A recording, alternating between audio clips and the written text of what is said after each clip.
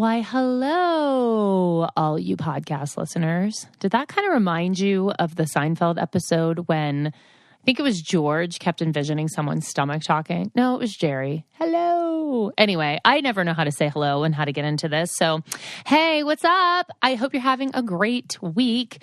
I am really excited about the response I got from my very first episode of Christi's Couch. So thank you for all of your love and support. And definitely thank you for hanging in there and, going on the journey with me as I'm figuring out my voice in this space. Because I definitely want this to be a place and an experience for you. I want you to get something out of it. I want you to have fun. I want you to feel like you're hanging out with your best friends, all the things. And it's just, I'm getting my sea legs. Is that the right way to say it? I'm just figuring it out, and hopefully you guys are loving it, because I don't know. I just have high hopes for this. I feel like this is going to be a fun little thing for all of us. So last week when we spoke with Mystic Michaela, if you missed that episode, you should definitely go back and re-listen or take a listen, because Mystic Michaela is a psychic, but she also specializes in reading auras, and I had her read my family. And I will tell you this, I swear on my grandmother that everything she said about my family was so spot on, and she has no idea who we are. So when she was describing our personalities, it was actually like on the mark, so much that I was like, this is weird. And then I wondered, did she Google us? But I really don't think so, because she knew some like insightful things that you wouldn't have been able to find on Google. So really into that. Plus, who doesn't love a little serial killer intel? So I love that. And it was just fun to chat with her. And so, on this journey of Christi's Couch, that we're kind of working towards just being better versions of ourselves, hanging out on my couch, having pseudo therapy sessions, just learning a little bit that might help us in our life, entertain us, all of the above. So I feel like that chat with Michaela kind of prepared us to know sort of who we are and how we work towards balance, because I feel like balance is so super important. But then another question that I am asked constantly, especially in the light of the pandemic and being work from home and school from home and everything being online, is there's a lot of questions about learning and making the most of your experience and like how to be effective when you're at home constantly. So today I am speaking with someone who has a really interesting past. So her name is Susie Meister.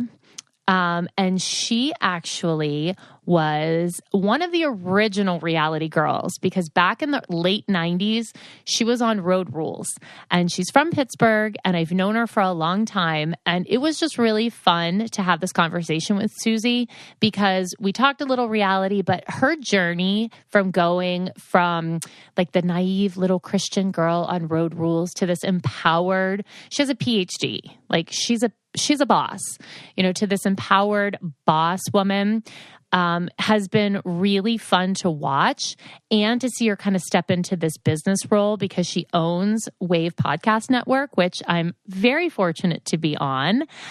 So I am really excited to talk with Susie. We're going to talk about how you can most effectively work from home, just some intel on that whole reality world.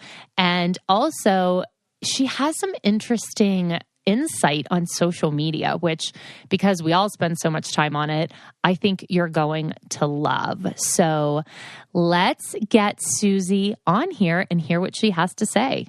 Why, hello, Susie. Thank you for joining us today. I'm really excited to talk to you. My gosh, thanks for having me on your couch. It's so comfy. Yeah, and cute. It's very cute, because often they're not comfy and cute. So I'm glad you're comfy. Take off your shoes, keep them on. Me. This is a safe space, no judgment. Especially if your shoes are cute, you can keep them on. How do you feel? This is like, your new project. Are you settling in, or are you still like, what's happening? I'm a podcaster. Yeah, I think I'm a little bit nervous still, because I really feel the pressure, but this is just how I am. Like I'm putting a lot of pressure on myself because I want to be a good, interviewer and get the question. And then I'm almost forgetting to be myself a little bit. So I feel like I'm losing some of my personality, but maybe I'll just have a glass of wine beforehand next time to calm the nerves. That's what I'm thinking. That's right. Take the edge off and settle in and have a laugh. Have a laugh. It's going to be great. Yeah. Well, I mean, thank you. That means a lot because I know you have a lot of podcasting experience and you are the co-host of Brain Candy, which first of all, the name is genius. I love it. So cute. Thank you. So cute. But yeah, we just won't quit talking. I think we're on like episode 470 something and we're like, we never shut up. I love that. See, I think I need a co-host. I feel like if I had a co-host, then I could banter with somebody, I would have a fun conversation. Like I'm so excited to talk to you because I know, well, I'll just say this. We've known each other for a long time and we both have similar but different backgrounds just because we come from the reality space. So we have that in common. But I was excited to talk to you just because, we're in COVID times and I miss hanging out with my girlfriends. So what have you been watching? Like, what's the tea? Like, what are you binging? What are you obsessed with? You know what? I was reading about how people kind of during like difficult times, which this year has been for pretty much everyone, you kind of retreat to the things that remind you of like growing up. And I noticed that was true for me.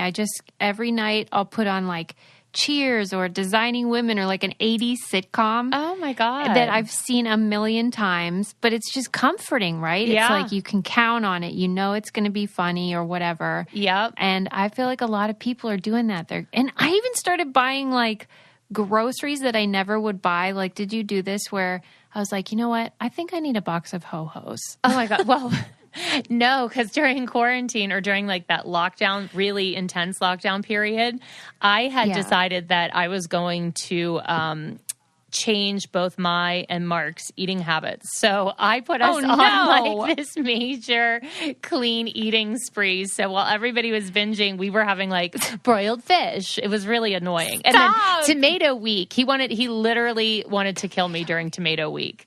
What is wrong with you? I don't know. It's sick. But that's funny that you said everybody was going back to things from their childhood because do you know what I have heard more than not that everybody watched during quarantine? Was freaking Dance Moms.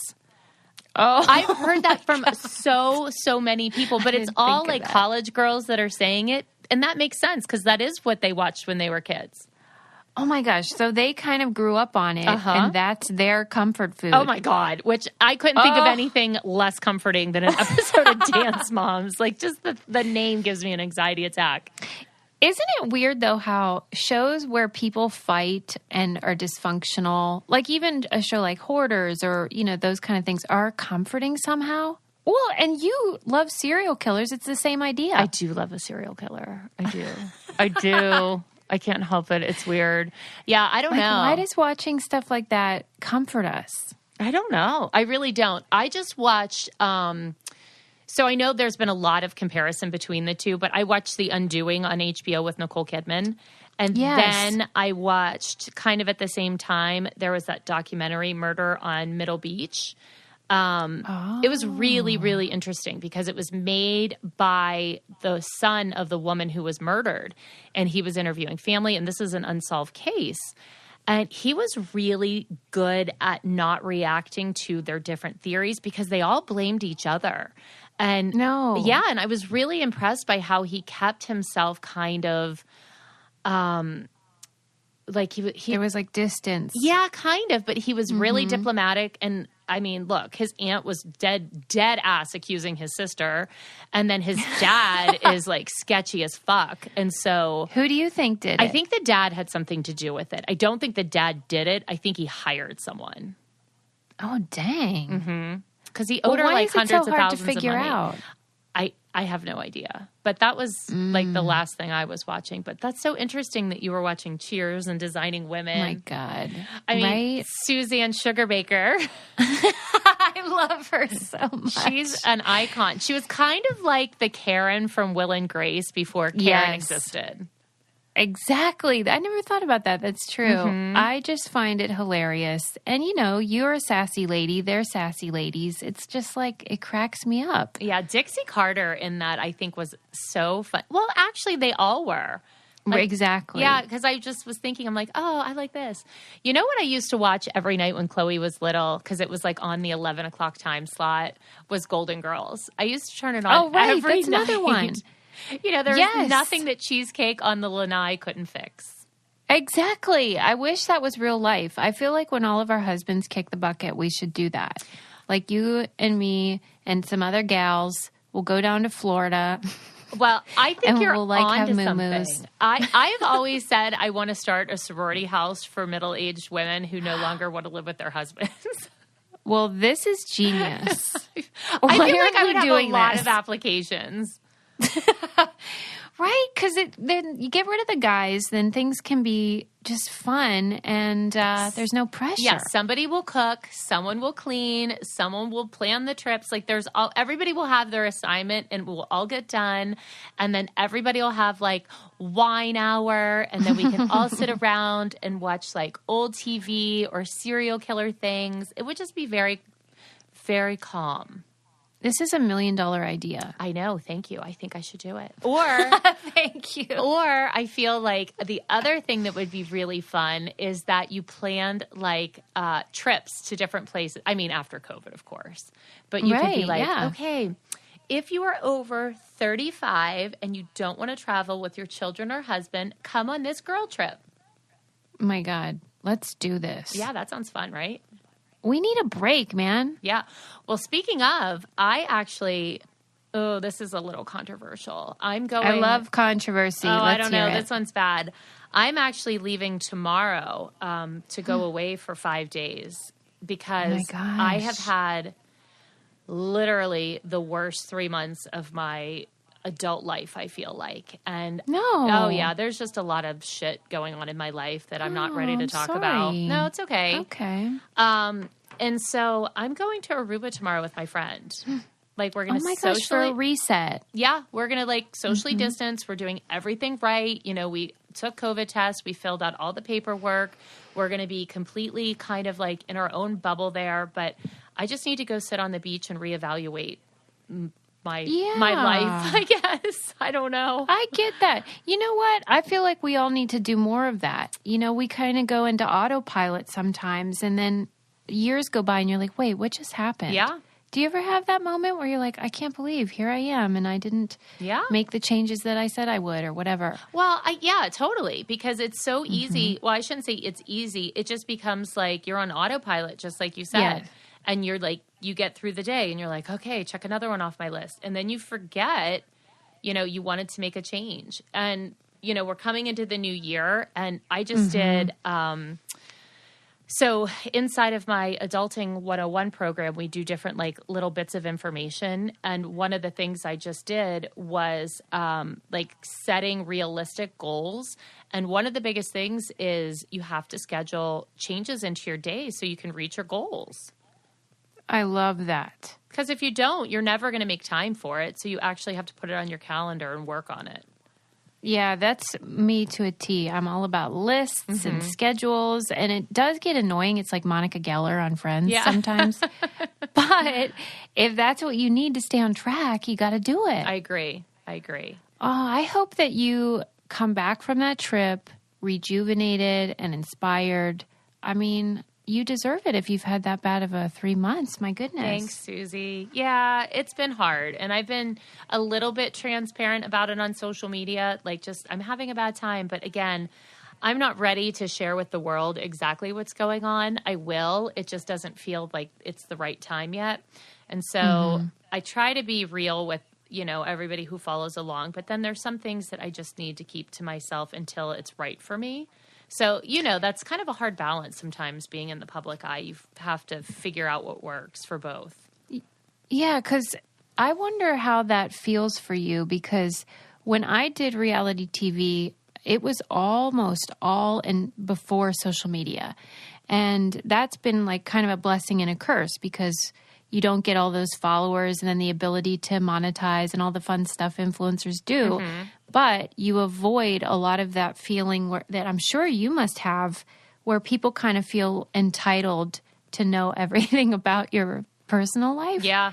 And that would feel very overwhelming to me. Sometimes, yeah, it does. I mean, but again, I try to be super grateful for everything that I have from reality, but some days I'm just like, I'm a person too, and I'm just having a really shit week. Like, I'm sorry. How do you navigate that feeling of like what to share and what not to share? You go with your gut? Yeah, I honestly just do like a gut check if I'm comfortable saying it. And I've kind of transitioned in the last few years because I was almost so sterile in the things I shared that I became boring. And so I'm sort of the pendulum swinging the other way. And like, my God, I get on social media sometimes and I look like a drowned cat. And I'm like, it's morning. Hi. But I think that people appreciate honesty. So I'm just kind of honest. So I don't know. I love that. Yeah. I agree. Because it was getting, not with you, but in general, that the influencer culture can kind of get a little too filtered and, oh God, yeah. you know, airbrushed, literally and figuratively. So it's nice when people are just 100%. real. Do you know how, I mean, look, I work as an influencer, and we're going to talk about reality TV in a second, and then all of the amazing accomplishments you've had. But, I mean, like, I work in that space. I've been on reality, and I'll tell you what, I cannot scroll Instagram sometimes without feeling bad that I am not 28 years old, living in an $8 million house with 47 kids and a size 00 body and, you know, a perfect husband. And I'm like, I don't get it. Like, I don't get it. So if I feel that way, I can only imagine how everyone else feels, because I think I have a pretty great life and I still feel bad about myself. Well, and you're in the know about how a lot of that's not real anyway. Yeah. But it doesn't matter. Intellectually, you can know, but emotionally, you still feel like I'm not enough. 100%. It's the worst. It's such a mind fuck because you look at it and you're like, okay, I get it. All right. I didn't wake up perfect today. Leave me alone. You know, like, I'm glad you're being more yourself. Yeah. That's good. Yeah.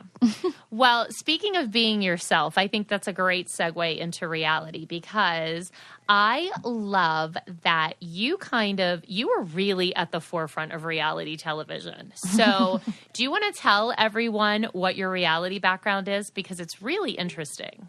Here's the scoop. I mean, this was way back in the day. I'm talking Clinton administration era. I was 18 years old, and I was just a big fan of this show on MTV called Road Rules, which was like the travel version of The Real World. Right. And I just thought, as soon as I turn 18, I'm going to send in a VHS tape. Good God. Auditioning. And so that's what I did. And I just thought, you know, I came from a really working class home. I knew that my only chance of maybe being on TV or traveling were going to be through something like that. Mm-hmm.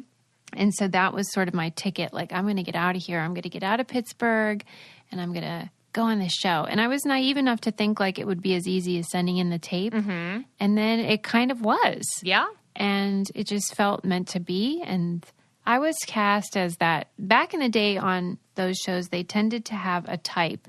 And it was like the innocent, virginal, Christian girl next door who knew nothing, very naive. And so I you sort were of filled naive. that. Okay.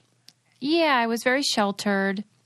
I had grown up, you know, in a very conservative church and was very religious. And they always saw that as an opportunity to show a journey or maybe a downward spiral into into bad behavior. Exactly. Yeah. Yes. Did you get lured to the dark side, or did you stay pretty pure? I mean, this was how innocent reality TV was back then.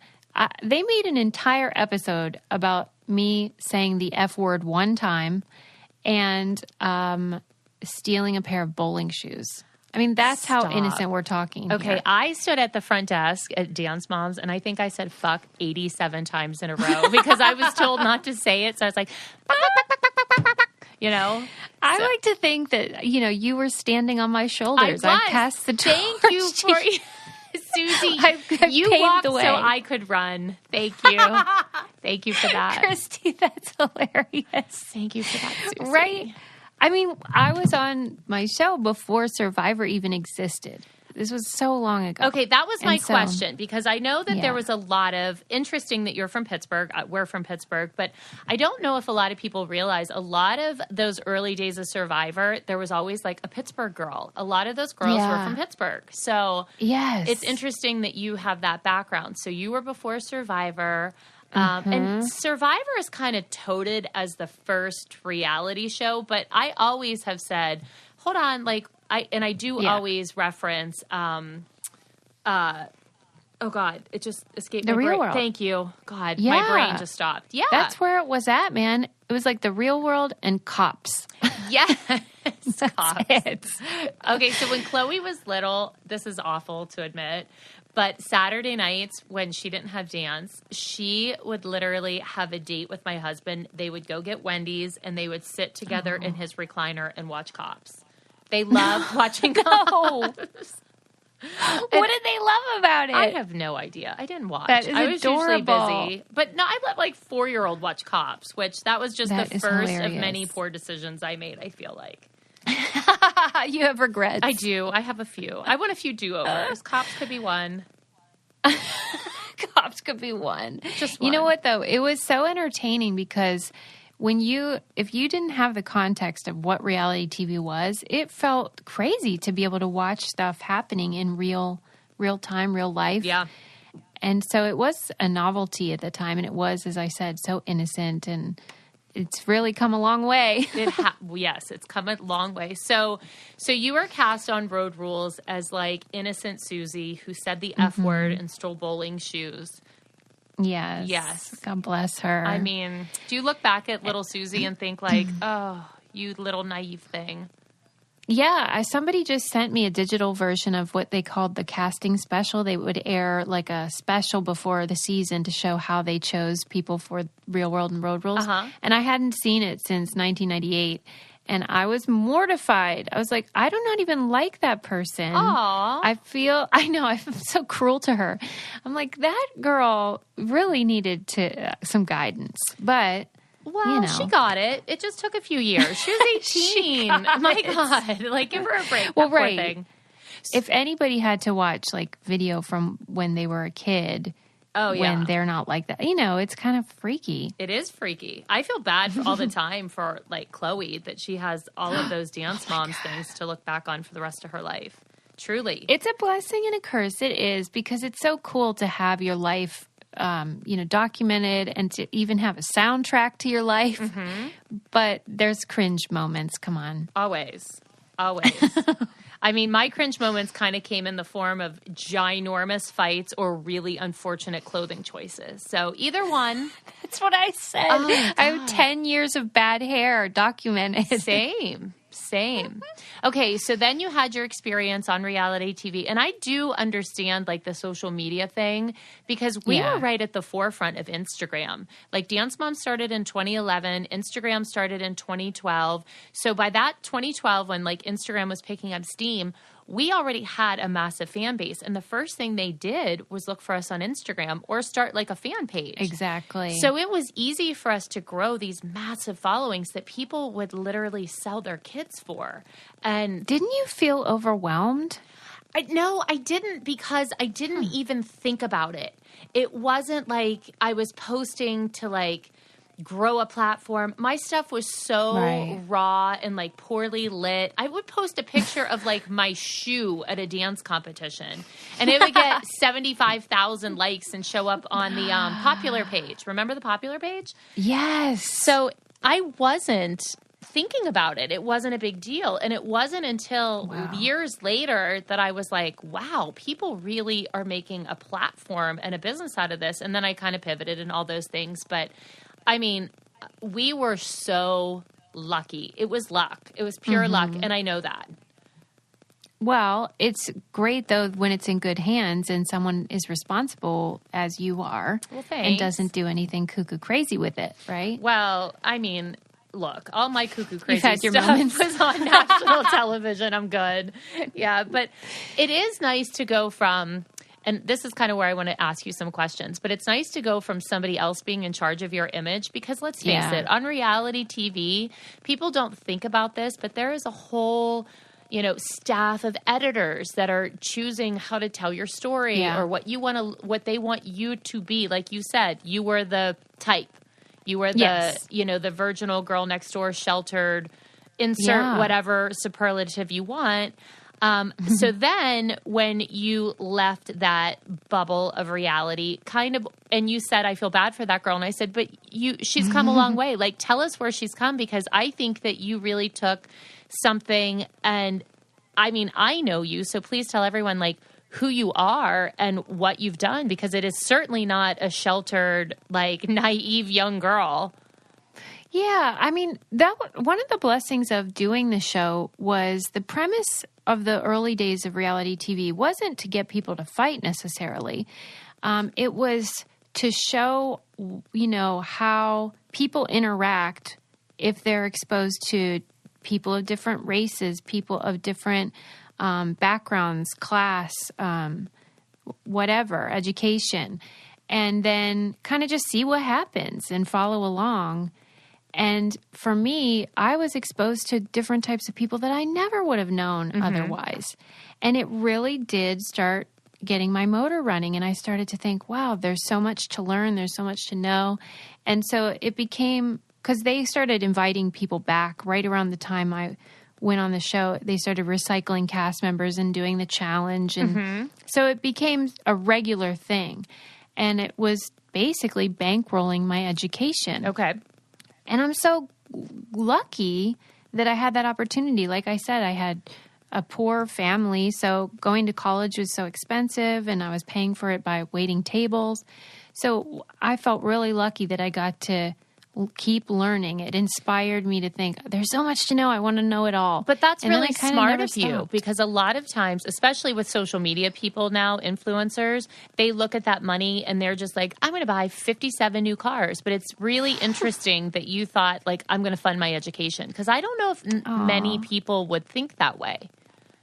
Well, listen, that's the other thing. There wasn't anything else to do. You would go back home after filming, and it's not like I could make money on skinny tea or whatever the heck people sell online. Like I really was returning to Chili's Bar and Grill to be a server. So that was a blessing. I didn't feel like it was. I was annoyed that I was on a national television show and then I would have to sling margaritas. Right. But it really did serve me well, because I got a true life experience and then got to learn. And then it felt like you're saying, where I didn't like being at the mercy of the editors and producers, even though my character was innocent. And so I got a really good edit. They made me look nicer than I even am. That's nice. That wasn't my edit. I'm just saying. Right. You were a different character. I was a different character. I fell into a different stereotype. It's fine. But it feels like I didn't want to be at the mercy of them anymore. And that's why I really love the opportunities that come with, in my case, podcasting, but really the digital culture and the ability to produce yourself and create what you want to create, and not leaving it in the hands of some gatekeeper that decides how you look and talk and whatever. Exactly. So, yeah. So, I mean, that's what for me came out of it that was so awesome, is I was able to start Brain Candy Podcast with my friend who was on The Real World. And you know how it is where we have an audience and they kind of feel like they grew up with you. And we were able to maintain that, but we don't talk about reality TV very much on the show. We just talk about what interests us. Yeah, like what you're going through. Yeah. And they're still growing up with us. And that's really lucky. Yeah, I agree. And that's very smart, because, I think there is something to be said. They know you because they grew up watching you. And I feel kind of that way about our audience, but I always feel like I have to give a little nod to where I came from. So that's why I always try to keep them, I'll I will mention old things that they might relate to, because I do want them to realize that even though they watched it, it was still very much part of my life. And I appreciate all of the things that I got from it. But I've moved on, like I do other things. You do other things, like life moves on. You're 10 years. I mean, for you, my God, it's 20 years later, which is crazy to think about. So I do love that you are a boss. I do. I love that. I love a girl boss. But I also love that you took that opportunity and furthered your education. And look, you are a hot banging mom, and you're also a PhD. So that's kind of a fun little oxymoron, I'm obsessed with that. Like, I'm obsessed with the idea of telling our listeners and just people online, like, you can be whatever you want. Don't buy into this idea that, listen, I bleach my hair. I have fake knockers. Yeah. And I'm a doctor. Same. I'm not a doctor, though. Oh, God, I need a doctor. I need to get a doctorate or a PhD so someone takes me seriously. God. I just feel like nobody gets to decide what that means. If you care about fashion and you care about quantum physics, that's great. And you don't You're need a to fit into a little multi-hyphenate, box. Susie. Multi-hyphenate. Right. And that's the millennial way. I'm not even a millennial, but that's what I think is really cool about young people now, is that they are rejecting these ideas that you can only be one thing. Oh my God, yes. And I think that's really inspiring. Yeah, it is inspiring. For sure. I think that Gen Z is going to change the world far more than anybody else before us. They do not take any crap. No. And they're also like, just, God, even because both my girls are Gen Z, and your son's Gen Z, but sometimes the things that they'll say, and I'm like, I never even thought about that. And it's just second nature to them, Yes. And I feel like they're learning to think critically. They're learning to question authority, which can be annoying as a parent. Correct. But is probably healthy in the big picture, because they're saying, we don't have to be a size 0. We don't have to only be one thing. And that's cool, man. Yeah. I mean, even this, just the pronouns, like that's a whole thing. Everybody's like, very conscientious of how people want to be addressed. And that's something, when I was a kid, that wasn't even a speckle of a thought. It was just like, This is what it is. And so now to them, it's like no big whoop. Right. Like, I have to be very intentional because, old habits die hard. Of course. And so I have to be really aware, about the pronoun thing. But for them, it's second nature. They don't even think about it. Yep, 100%. Why are they better than us, damn it? Well, because they have really good parents. That's why. That's what I'm telling myself. They have really great parents that allow them. See, again, we walked so they could run. It's a whole thing. It's a whole thing. That's right. They can say fuck as much as they want. Just don't say fuck in front of me, because it makes me cringe when my little sweet children swear. Chloe will she'll drop a swear word in there, and I'm like, Chloe, and she's like, I'm 19. And I'm like, okay, whatever. I get it. So something that I feel a lot of people are struggling with, that maybe you could give some words of inspiring, Okay, let's hear it. Yeah, because we're all in a different situation right now because of COVID and the stay-at-home times. And I have a lot of people that I'm talking with that are listening that are in college or high school, and they're going through this whole thing, with learning. And it's interesting because they're not in a traditional setting. Yeah. They're learning over Zoom or in their bedrooms. And I get the question constantly is, how can you motivate yourself? But also, how do you make that experience get the most out of it almost? How are you still an active learner?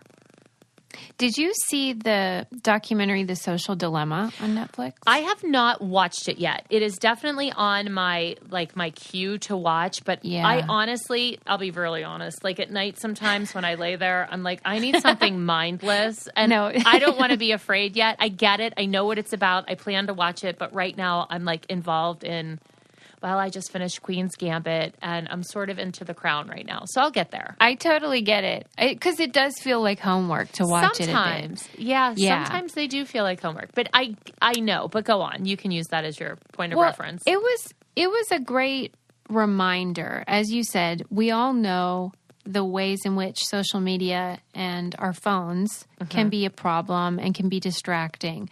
But it was a good reminder to have all these interviews with people who had a hand in creating those systems that were in charge of how they designed the notifications or the like button or the follow prompts or whatever, telling you that it was designed to be addictive and the ways that you can work around. I mean, it was genuinely designed to give you a dose of the chemical that's released when you take a drug. No. And yeah. Oh my God, I need to watch this. That's insanity. Well, you know what's even crazier about that? Is that everybody on the planet is so afraid that we're going to have like secret microchips like attached to us in some way, you know, with vaccines or whatever, you know, but like, hello, we're walking around with like a microchip in our hand at all times. Well, and I really am fascinated because they didn't intend for it to be problematic or dystopian. They wanted it to be fun and innocent. And so they're like, it was an unintended consequence that all the sort of bad stuff, the ways that, you know, we are influenced by negative actors and people that have an agenda that's very upsetting governmentally or whatever, culturally. They didn't see that coming. They just thought this is going to be fun and people are going to want to do it. We want them on there as much as possible. But it was a good reminder of like, this isn't healthy and you really need to have boundaries about how you use it and how it interacts with your life. And I find, so my PhD is in religious studies, and you might think like, how is that even useful? And maybe it's not. But for me, one of the things that I took was about the importance of rituals. You see it across all religious denominations and cultures that I think you see rituals in everything. Like anytime people feel that like that they fit in, it's because of a ritual, I feel like. Yeah, it can ground you. It can cue your brain that like, okay, now's a serious time or now is supposed to be a fun time. I mean, even putting up the Christmas tree, that's a ritual. Sure. That's, you know, and it cues certain emotions. And so like, even when you're at home studying or trying to work, it's helpful to have rituals around that. Be in a certain room or make a cup of tea before you do it or whatever your cue is. At the end of a workday, when I'm about to start dinner, I always pour a glass of wine. It is my ritual. And my brain knows, okay, work's over and now it's family time. Okay. Those little things make such a big difference for me. And I think that they could have helped me when I was in college, because even though it wasn't a pandemic, we all have those things and we all would rather be like watching a fun TV show or movie than writing a paper about Genghis Khan or whatever. Yeah, 100%. I really do sympathize with people that are in university right now. Like, do you get a lot of people saying that they're frustrated that they're not getting like the college experience? Or does Chloe say that? Oh, yeah, of course. Yeah. I mean, absolutely. And I mean, for people like Chloe, who she's at an expensive school, it's like you're spending all of this money and really you could have taken those semesters and maybe done a community college online, saved some of that money or not gone to school. Yeah, I think it's very frustrating. But I hear it from a lot of the girls because I do self-empowerment presentations with a lot of sororities across the country. And what I've heard from a lot of them, especially in a situation like a sorority that are based in rituals and like that connection, that they're struggling with their sisterhoods right now because everything is online. And and I have said, that's interesting that you said about rituals and related it back to religion, because I've said, you know, come up with a routine, like you function better. Absolutely. Even going outside and walking around the block for 10 minutes, like that helps. Being in a different space, like don't do your stuff in your bed, like get out of your bed and sit at a desk, like that just reprograms you. Well, because if you go, let's say you go shopping, that whole store has been designed so that you spend as much money as possible. Oh my God. We could do a whole dissertation on the way Target is set up. Target is... Target. No, it is. I've talked to people who work on the marketing side. Right. It literally, like Action Alley set up the same way to take you from point A to point B. Yes. It's so... Yes. I should actually see if I could get that person on the Oh podcast. my God. Do it. It's really fascinating to hear. But yes, so shopping is an experience. Yeah, so using those same techniques, but just in your own home, like lighting matters, the furniture matters, everything matters in terms of telling your brain, okay, it's time to do this thing. And that's why marketers use it to get you to spend money. So like use those same techniques, but to be productive or to reach your goal. Love. And it's like a life hack, man. For sure. I'm actually making a note because I feel like I should share that on one of my social media platforms. Truly. Right? Why not? We need all the help we can get because other people and things are trying to get us to do what serves them. So Instagram wants me to go on Instagram because it serves their purpose. Target wants me to buy sheets because it's whatever. Yeah. So create that for yourself. Target gets me in the dollar engineer. section. Yeah. What do you buy in there? Nothing. I buy a lot of nothing. I spend like $30, $40 on nothing. Shit that I throw away. Feels good though, doesn't it? It does. Shit I throw away. But honestly, I really feel I'm going to end up on Hoarder someday. So like my reality reemergence will be on that show because of the Target dollar section. What's your weakness? Like, what is it I that go through you phases. really shouldn't buy, but you do? Okay. I go through phases. Like, I'll go through a home phase where I like want to redo everything. Or then I go through a clothes phase or shoes phase or a skincare phase. Because, Susie, I'm trying to fill that empty void in my soul with shit. Bottomless pit. Well, no. Empty. Don't you empty think, inside. though, like, whatever the phase that you're in can tell you so much about your mental state. Because if it's about your home, then maybe there's more to Yeah, like I'm trying to create a safe space. Yeah, for sure. I don't go that deep. That's so cute. I'm just like, I like pink this week, and this room is blue. Can we change it? I need to look at it more as as a psychological thing instead of just like, I'm going to spend some money and hide the packages from Mark.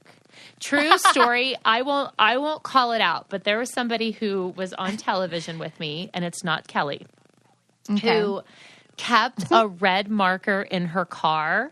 And when she would go out shopping, she would change the price tags on all of the tags when she would walk in. So she would tell her husband, she'd be like, oh my God, I got this on sale. And she's like, I had to buy it because it was like 80% off. Meanwhile, that shit was full price, you know? That is kind of genius. Kind of genius. I was like, that is a real hack. Like, that is a life hack.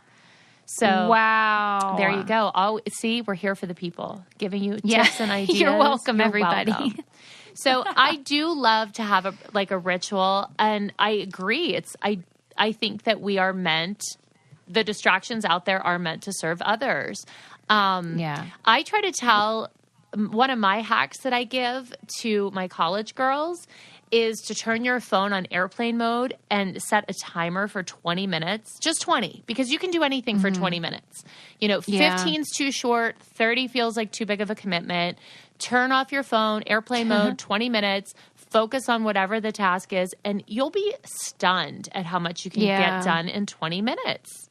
It's I know. True. It's so embarrassing how weak-minded humans are, but such is life. I agree. I mean, and I feel like whatever your personality traits are, you can use those too. I'm super competitive. And so for instance, on Goodreads, you can put a reading challenge. Okay. So I'll put in how many books I want to read that year, and I will not rest until I get to that number. But no one will see it but me. It's just like an obsession, and I'm being competitive with myself. So kind of use your own But know quirks. thyself. Know thyself. Know thyself. Susie, do you do Orange Theory? No. Oh my God. Okay. If you're competitive, you will love it. So Orange Theory is a workout. And it's it's an hour. There's actually one in Wexford, which I know isn't too far from you. So it's an hour, and it's divided up into 3 sections. You have the the treadmill, you have a rower, and then you have the weights, the floors, the floor weights, whatever they call it. And you kind of go through this cycle, whatever the routine is for the day.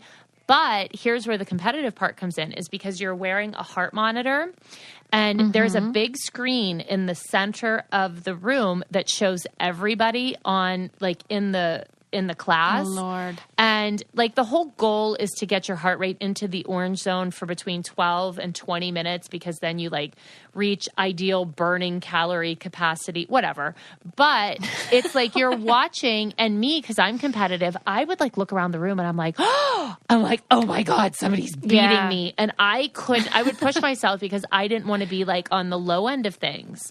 No, forget that. Yeah, so I loved it. Oh my gosh, I'm going to end up being like, I'm going to look like The Rock. Yeah. Well, honestly, when I was going to Orange Theory, that was right before Teen Choice 2017, and I've never looked better. Come on, I was like, for real? I'm going to go. Yes. And I Did you feel good? Yes, I felt great. Oh, I felt great, but it was getting to the point where I started to look a little anorexic, you know, when you're like too muscly. And I would be like, can I go twice in one day? And I'm like, no, that's sick. And it was sick. But it was so sick. But I then timed it because it's supposedly that you can burn calories for 36 hours. So I would time it. So I would go like one morning, and then I wouldn't go until the evening of the next day. And then I would take the next day off, and then I go the morning of the following day. So I would like count the 36 hours. I had it down to a science, but I had a really hot dress I wanted to wear. So wow. Yeah. You did it for the gram. I did it for the carpet, to be honest. I don't blame you. It paid off. But look, I'll meet you over there someday. We can have a little friendly competition after the pandemic. Okay. It's a deal. And after that, we'll go to a boozy brunch. Love a boozy brunch. True story. Those were always my favorite scenes on Dance Moms, a boozy brunch.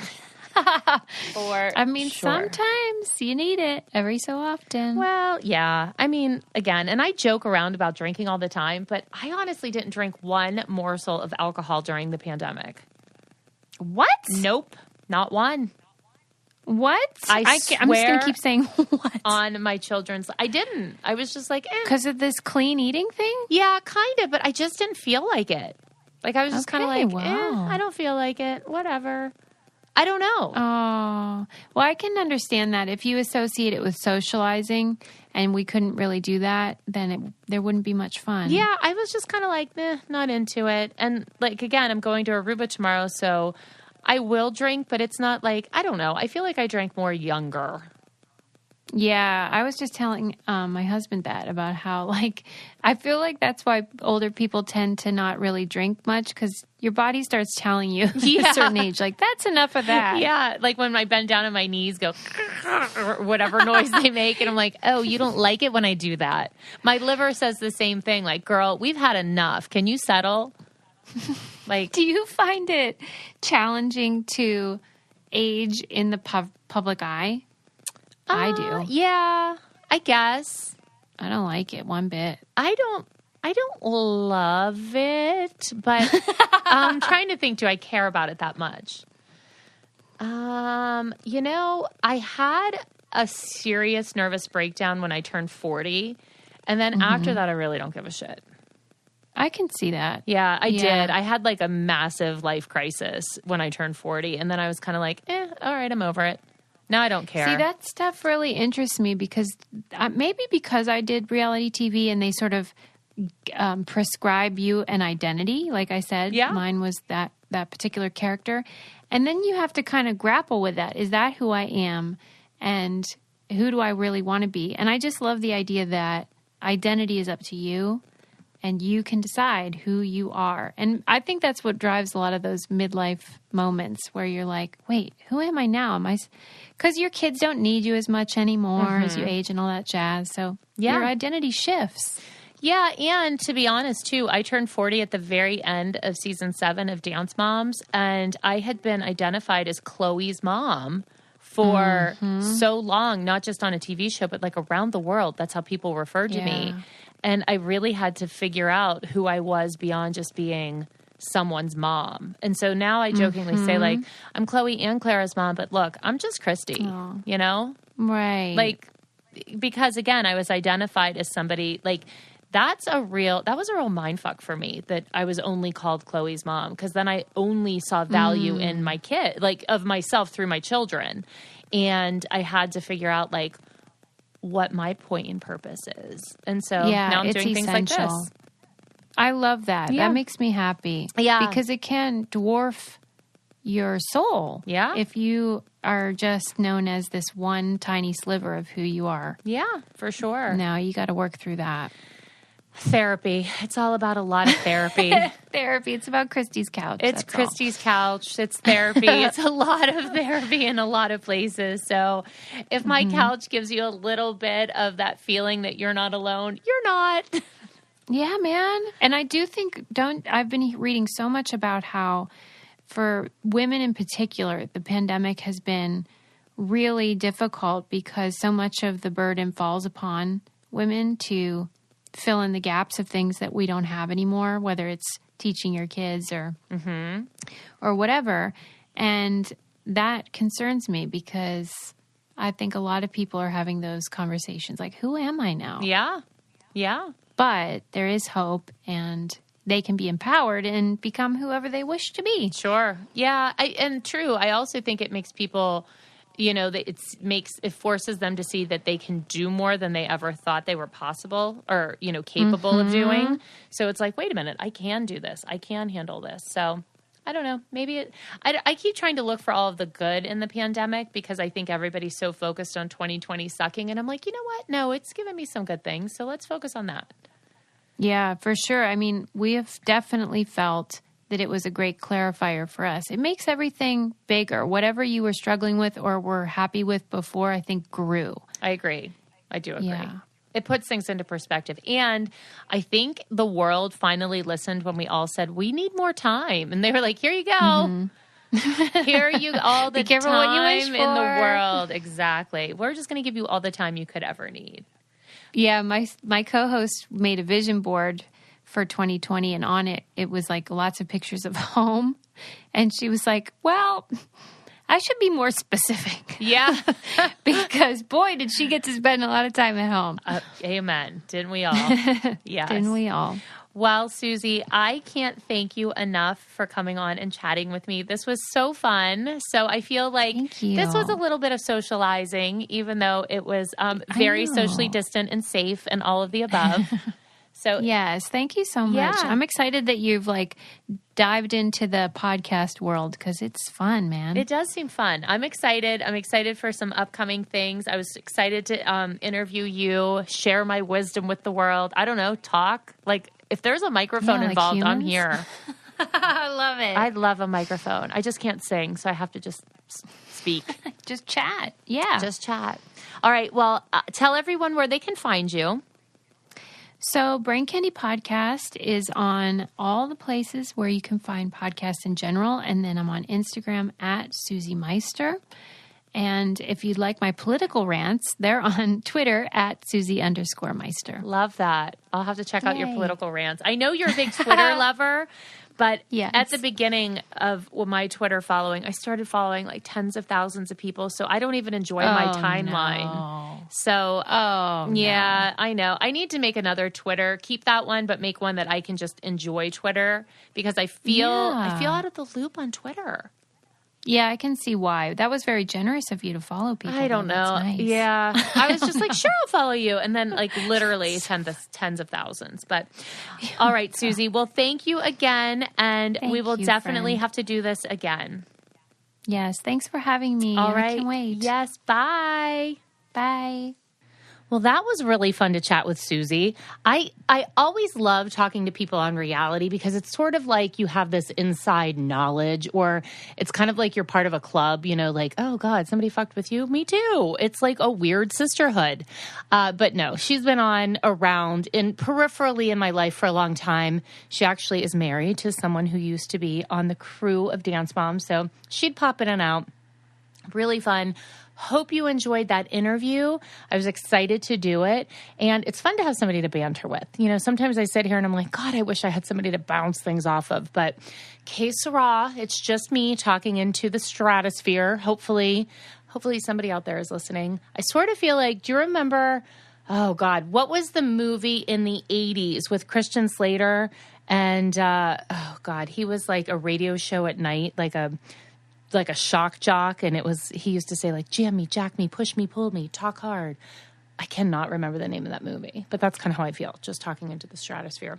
But anyhow, okay, so next week's guest, I feel like you are going to be really interested in. And it's not somebody that you would expect, but it's somebody that you're going to really love to have a seat on the couch, because I have questions. I need some information. And this person, I'm sure, will give me a lot of tea, but she'll also probably insult me 87 times. So it's going to be a good time. Can't wait. But before we do that next week, we have to finish off this week. And it's now time for my favorite part of Christi's Couch. And that's when you write in with your whatever situations and I give you my best advice. Now, I have to just give a full disclosure here. I'm totally unqualified. I have no resources. I have no reason to think I'm helpful. I just have some life experience. So use my advice at your own risk and hopefully maybe take away some fun. And if you have a question that you would like answered, just drop it on the comments of the latest post on @Christi's Couch or DM me. And if you get picked, you also might get a little surprise in the mail. Nothing crazy, just like a cute piece of merch. I mean, who doesn't want merch? Everybody's obsessed with merch. It's so crazy. All right, so let's get into the first question. And this question is, I can't say who it's from. Okay, so she says, something amazing happened for me that I've been dreaming of for years. I wonder what that is. I told my best friend, who calls herself my sister, I told her about it, and she couldn't even give me a smiley emoji. Well, that's just fucking rude. I mean, how hard is it to drop a smiley emoji? I'll say this, though. Today I was messaging Clara, and I put emojis. And she said, am I trying to lure her with emojis? And I said, no. And she said, I'm very suspicious. I mean, again, the sixth grader. Okay, so this girl couldn't even give me a smiley emoji. She didn't even acknowledge it at all. Since it's relevant to the story, this all started after her boyfriend moved in with her. Hoes before bros. I would text her and wouldn't get a response back for days, if even at all. We've been friends for 15 years, and I know her. If I bring this up, she's going to play the victim because she has a job. I can't go back to my job because of COVID. She has a kid who she actually asked me to help with, but that's a totally different story. And she has a boyfriend, which I've never even had because I'm incredibly self-conscious. Girl, you need to not be so self-conscious. There is somebody out there for all of us. I don't truly think she's toxic, but I also feel like I'm ignoring it because I don't want to end the friendship, which I know she'll do. I think the answer is actually in this question. I don't think she's toxic. Totally wrong. This person couldn't be any more toxic. You're her friend. She couldn't drop you an emoji. She ignores you when her boyfriend moves in with her. And she plays the victim if you express your feelings. This is a hard no. Everything about this person is toxic. That's not a friend. Like, that's not a friend at all. A friend is supportive. And look, we don't have to have 500 good friends in our life. I think the average person has like 3 or 4 actual good friends that you can count on. And this girl sounds like if you were stranded and you needed somebody to come pick you up, she's not dropping everything to get in the car. So stop giving her your emotional vulnerability. Back it up.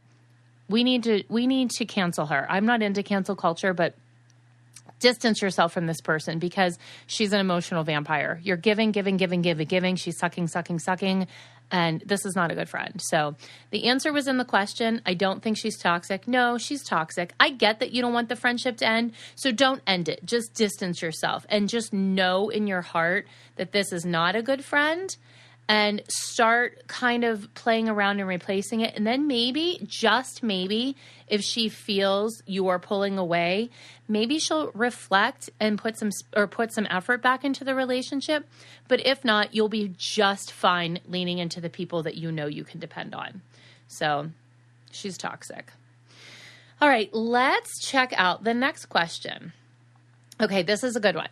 And it says, I have ambition to move abroad for work, but my boyfriend is a homeboy. I don't think she means like the homeboys that we used to talk about in junior high. And she said he doesn't want to leave his town. Worried that this will impact our relationship. Well, here's the deal. If you want to move abroad now and this person's your boyfriend, I 100% say go for it. Because if not, you might for the rest of your life really be questioning that choice not to do it. And then if you end up with this guy down the line, it could cause resentment. And then someday, 25 years from now, you'll be having an argument and you're like, dude, I could have lived in London or Paris or wherever. And you're like, you suck. And then he's going to be like, what are you talking about? So don't make your big life choices based on a relationship. I get that he's your boyfriend, but if he doesn't want to go, that's his choice. And if it does impact your relationship, then that's not the relationship that was meant to be. You will find the right person. But if he's the guy, don't give up your dreams for him, because if he is the guy, it won't impact your relationship. Does that make sense? So again, I think the answer's in the question. So you go, live your best life, take some time off, try the long distance thing. If he's right for you, he will understand, support, and all of those wonderful things. And then you can come back and then you'll never resent it. So you don't have to throw that in his face 25 years from now when like the kids are grown and moved and you're sitting there looking at him going like, damn it, I could have lived in Paris, you jerk. So, okay. Now, that is it for me this week. I hope you love this episode. If you did, please rate, review, and subscribe. I would love that more than anything. Share with a friend, share with a family, share with a relative. I don't know, share. And let me know what you want me to talk about, who you want me to get on the pod. And I feel like I'm loosening up a little bit. So maybe by next week, I'll kind of have my rhythm. You think? Okay. Don't forget to like Christi's Couch on Instagram and definitely follow me as well, Christi Lukasiak. All right. You guys have an amazing week, and I'll chat with you next week. All right. Bye. If you want to be the most interesting person at the cocktail party, well, hop on over and listen to the Brain Candy podcast. Our award-winning content will have you laughing whilst you're learning. We read all the best articles, books, and studies and keep up with new TV shows, documentaries, and pop culture. Then cram it all into 2 shows a week. Conspiracy theories, cannibal rabbits, unsolved mysteries, the history of the Walkman. There's something for everyone. The Brain Candy podcast. Find our link in the show notes. Or simply search for the Brain Candy podcast on your podcast app.